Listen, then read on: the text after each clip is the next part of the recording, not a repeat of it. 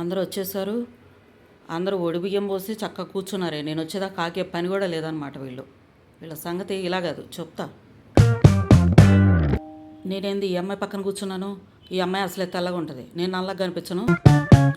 బాగున్నావా అత్తాయ్? 2 సవర్లు ఉంటుందా లాకెట్టు? ఉండదా? సరేలే. అయితే నేనే అందరికంటే బంగారం బాగా వేసుకొచ్చాను. నేను అంతేగా ఇప్పుడు. ఇది నాకంటే రంగు తక్కువే ఉంది, దీని పక్కనే కూర్చుంటా. నేను ఎక్కడున్నా వచ్చి నా పక్కనే కూర్చుంటా. అవునవును, నేను కలర్ కనిపించాలి కదా, అందుకని వచ్చి దీని పక్కన కూర్చుంటా. ఏంటత్తాయ్? వడి బియ్యం ఇప్పుడే పోసారు, తర్వాత ఏం చేయాలో చెప్పు. నాకు తెలియదుగా. పోయినసారి ఫంక్షన్లో నాకంటే కాస్ట్లీ చీర కట్టుకొచ్చిందని బిల్డప్ ఇచ్చింది. ఇప్పుడు చూడు, నాదే కాస్ట్లీ చీర, తనది ఇంకా పిచ్చి చీర. ఏంటిది? బిందు వేసుకున్న హారం అచ్చం నారాళ్ళ హారం లాగానే ఉంది. నా మోడల్ చూసి ఏమైనా చేయించినట్టుంది. తనకు వార్నింగ్ ఇవ్వాలి, హారం మార్చేసి లేకపోతే ఊరుకోనని చెప్పి. నేను తను ఒకేసారి వేసుకుంటే అట్టెట్లా?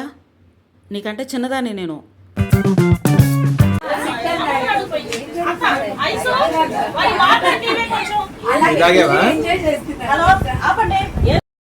వచ్చిందంటే చాలు ప్రశాంతంగా కూర్చొని జనాల్ని.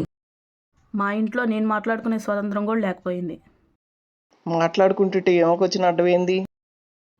ఇక్కడ మాట్లాడుతుంటే మీ డిస్టర్బెన్స్ ఏంది?